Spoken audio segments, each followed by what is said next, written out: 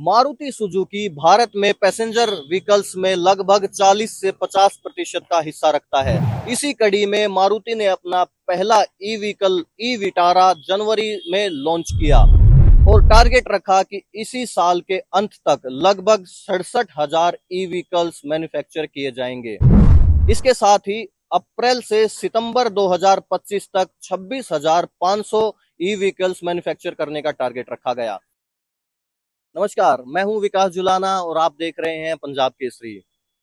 Maruti Suzuki Bharat में passenger vehicles में लगभग 40 से 50% का हिस्सा रखता है।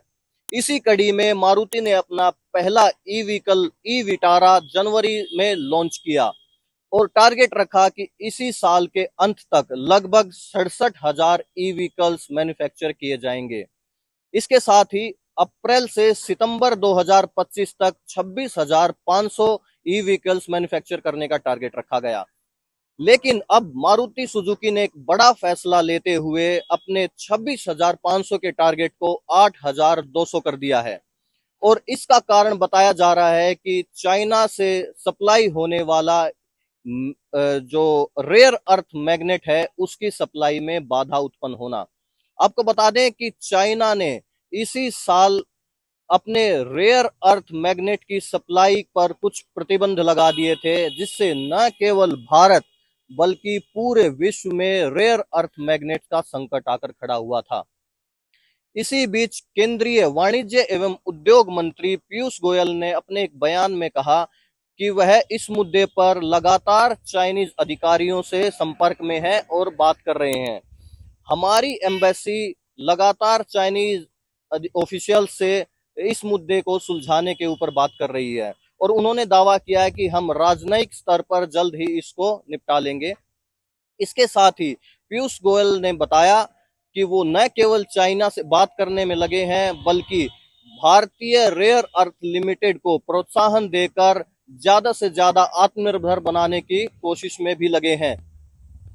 इसके अलावा केंद्रीय मंत्री ने कहा कि विश्व को ऐसे साझेदारों की आवश्यकता है जो सप्लाई चेन में विश्वसनीय साबित हों। आपको बता दें कि China rare earth magnet processing का पूरे विश्व का लगभग 90% हिस्सा रखता है। पूरे विश्व में 90% रेयर अर्थ मैग्नेट प्रोसेसिंग केवल चाइना में की जाती है। ये विश्व के लिए एक चिंता का विषय है और चाइनीज प्रतिबंधों से विश्व में एक संकट आकर खड़ा हुआ है। आपको बता दें कि भारत ने 2030 तक भारतीय वाहन निर्माण में लगभग 30% हिस्सा ई व्हीकल्स का रखा है।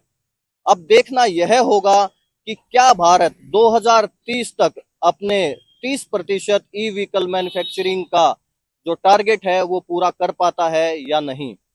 इसी तरह की खबरों के लिए हमारे साथ बने रहिए। मैं विकास जुलाना, आप देख रहे हैं पंजाब केसरी .com दिल्ली।